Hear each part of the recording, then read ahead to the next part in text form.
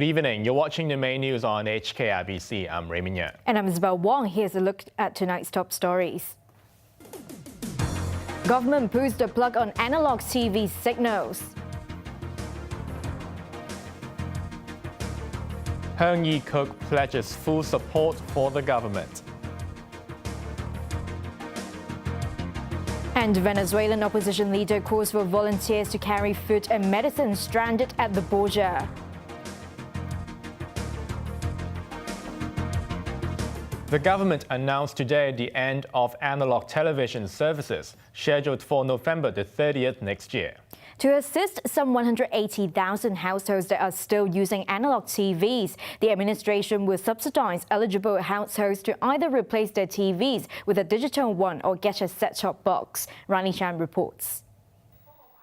If you're one of the last holdouts who has not upgraded to a digital television yet, it may be time to go shopping. The government announced today that analog television services will officially go off-air on the 30th of November 2020 at 11:59 p.m. Now, according to our study, 90% of our households had already been using digital TV. And this high level of penetration means that, well, by the time we switch off analog services, majority of households wouldn't need to make any adjustment because they have been watching the TV by way of digital services.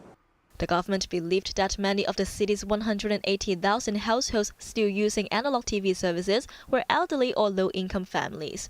To assist these households with the transition, the government will seek money from the Community Care Fund next year to subsidize some 160,000 eligible households to purchase a set-top box or a basic digital television. Existing social welfare payment recipients are expected to be covered in the scheme. The government already has plans for the spectrums that will be vacated by analog TV.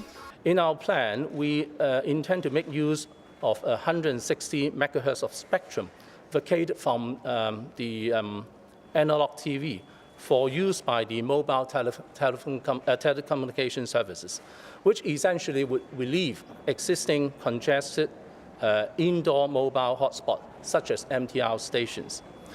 We hope this will be conducive to the overall telecom service delivery, as well as helping Hong Kong to move ahead with a smart city development initiative.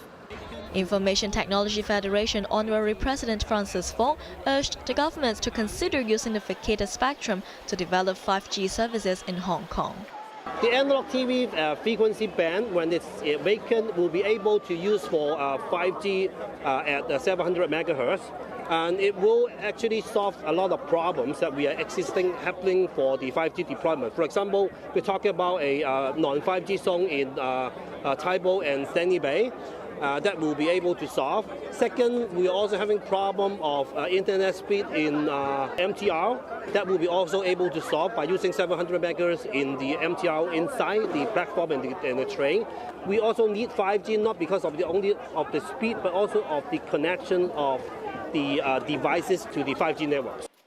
But the government said it will leave it up to the market to decide whether to use the spectrum to strengthen existing 4G services or develop it for 5G.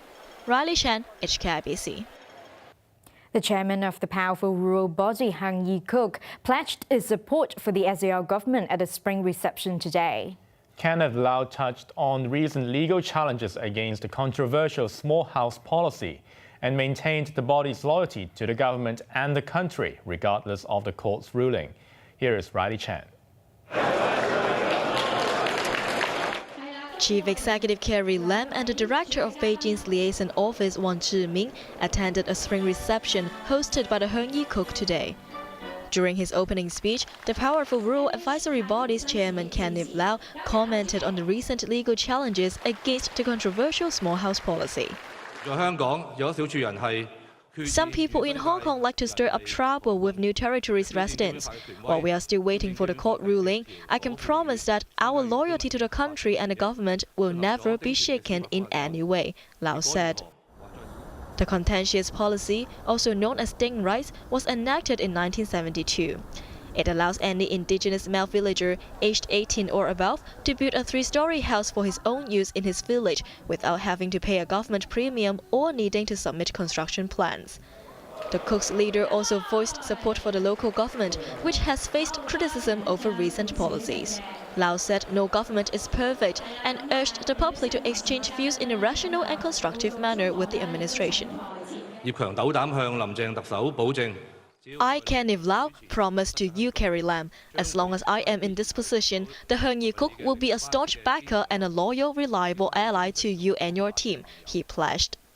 Secretary for Home Affairs Lau Kwong-wah thanked the rural body for its support, praising the Heung Yee-kuk for always being a reliable partner. He hoped both sides could maintain a good rapport in the long run. Riley Chan, HKIBC.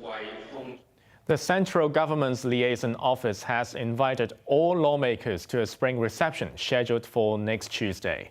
Lawmakers began to receive invitations on Friday. The reception will be hosted at the liaison office's headquarters in Saingpun at noon. The office's director Wang Zhimin and other senior officials will be in attendance. Legislators have until this Friday to reply to the invitations. The Democratic camp has said it would decline the invitation. Turning overseas, Venezuelan opposition leader Juan Guaido has called with volunteers to bring in aid that has been left stranded at the Colombian border after the military blocked its entry. Meanwhile, President Nicolas Maduro continued to rally support for the military, who are key to his grip on power. ¡Leales siempre! ¡Leales siempre! Venezuelan President Nicolas Maduro gave a rallying cry on stage as he observed what he called the most important